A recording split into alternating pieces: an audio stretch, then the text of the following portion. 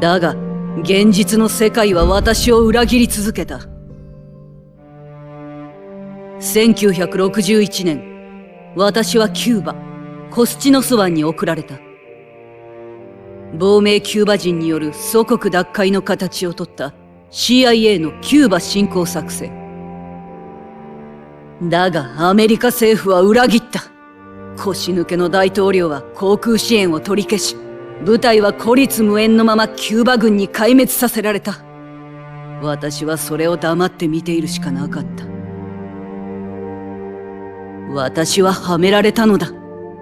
あれだけ尽くした国に、命まで捧げた政府に。私は表の世界から追われ、地下に潜った。そして2年前、かつての戦友、ザ・ソローと対峙した。彼は仲間だった。だがどちらかが死ななければならなかった。選択の余地はなかった。ザ・ソローは私のために命を絶った。お互い恨みなど何もない。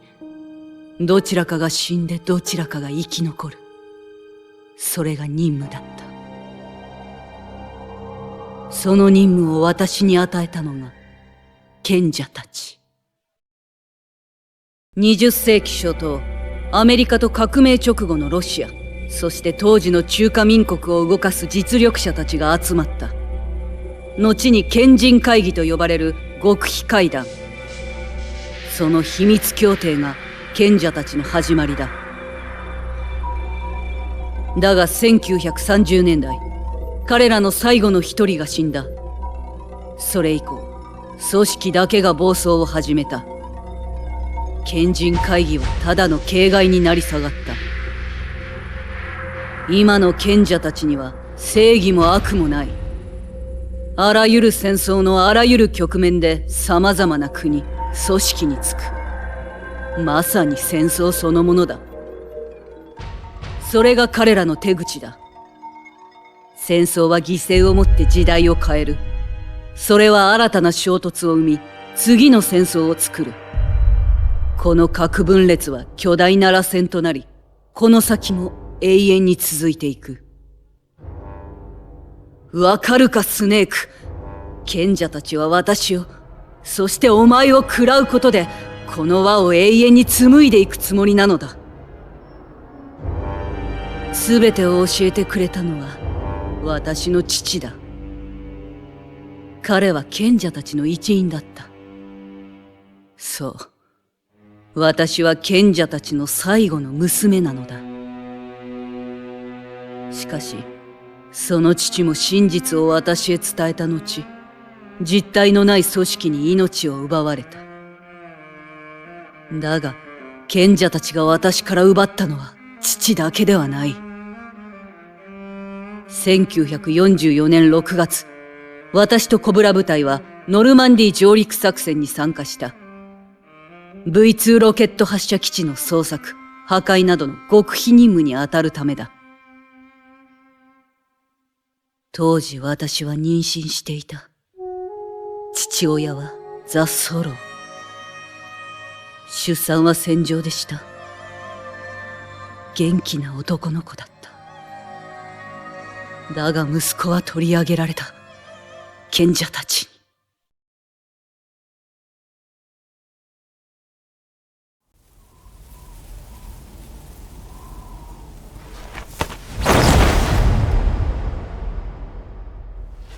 この傷を見るがいい。私が母親となった証拠だ。体も子供も国に捧げた。もう私の中には何もない。何も残ってない。恨みも後悔さえも。ただ夜になると痛みだけがじわじわと這いずり回る。体の中を蛇のように。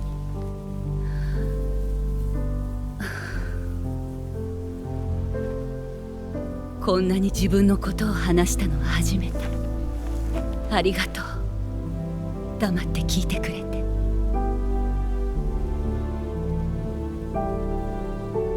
嬉しい。スネーク、例の作戦を開始しろ。私はお前を育てた。お前を愛し、武器を与え、技術を教え、知恵を授けた。もう私から与えるものは何もない。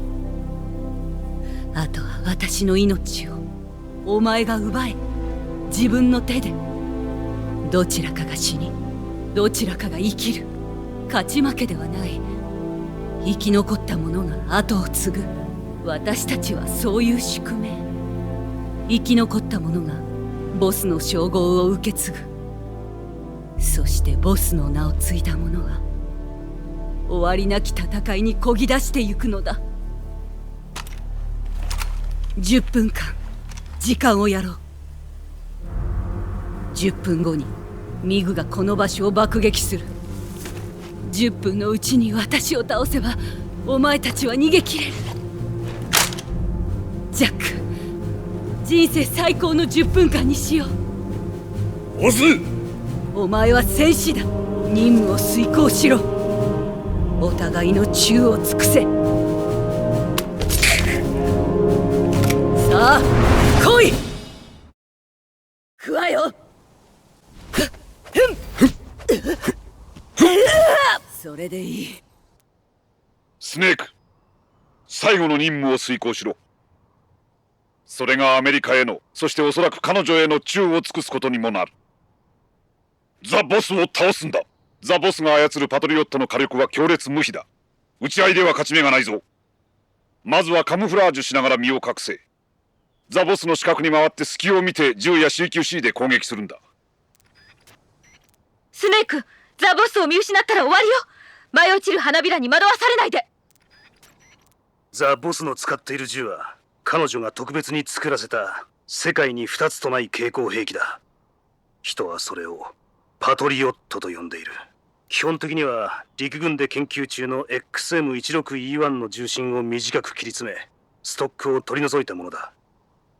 ハンドガンの扱いやすさとライフル弾のストッピングパワーを備えた銃だが、バレルを極端に短くしたおかげで反動は尋常じゃない。それを片手で扱うとは、さすがはコブラ部隊のリーダー、伝説の英雄だ。パトリオットが火を吹いている間は正面からの攻撃は一切通用しないだろう。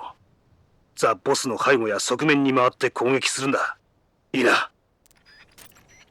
ザ・ボスに CQC を食らったら装備している武器を分解されるかもしれない。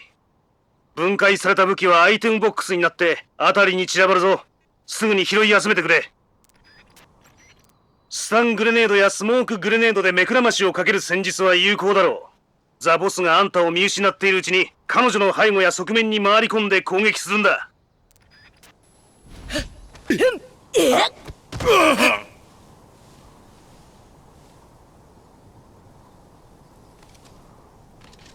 甘いわね。本気で行くわよ。成長が見られないわ。早く逃げなさい。甘いわね。無駄だと言ったでしょ。試してあげるわ。あと5分よ。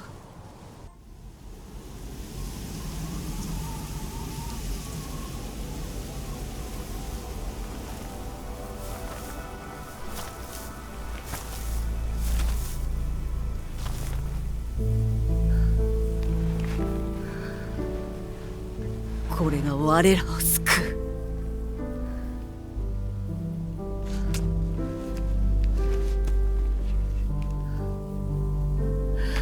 これを離すな。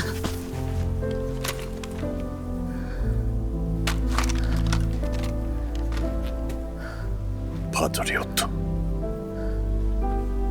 なぜこれを。ジャック、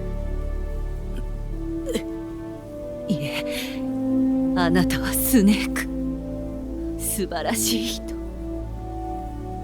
殺して私を。さあ。